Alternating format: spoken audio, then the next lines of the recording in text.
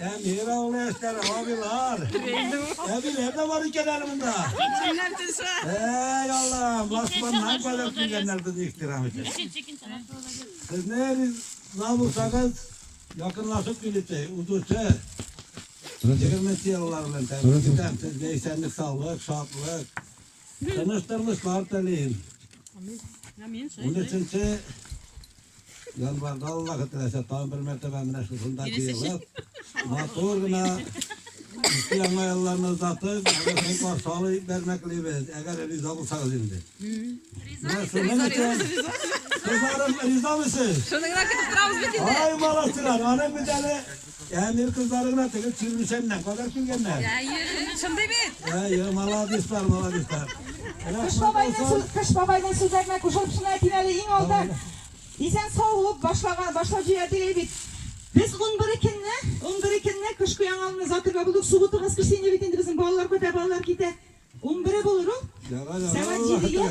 Bu nene çaranı indi biz niçik diyetim maskarat formasında kiyimler giyinip yüzümüz niçik giyineriz matur kiyimler giyinip yarış formasında oyunlar formasında ötkeri yapılamıyoruz. Şunlar var riza mısınız? Gülekler bizden.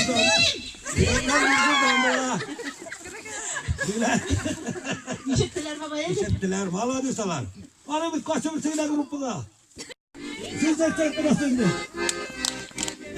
Ben de konuşmayı var.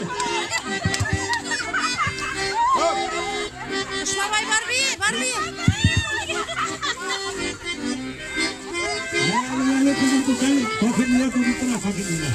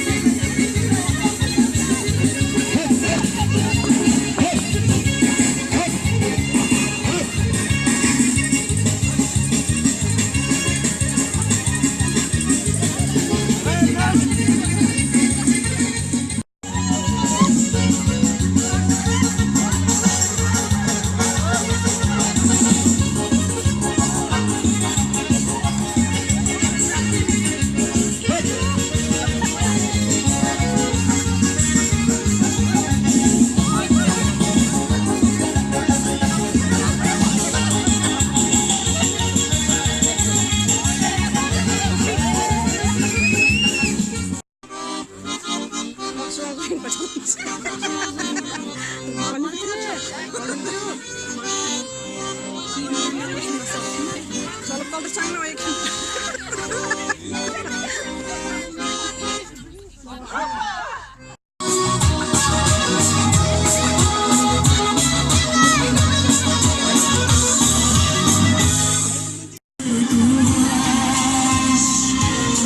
Yeşil giydi duygu ışığı.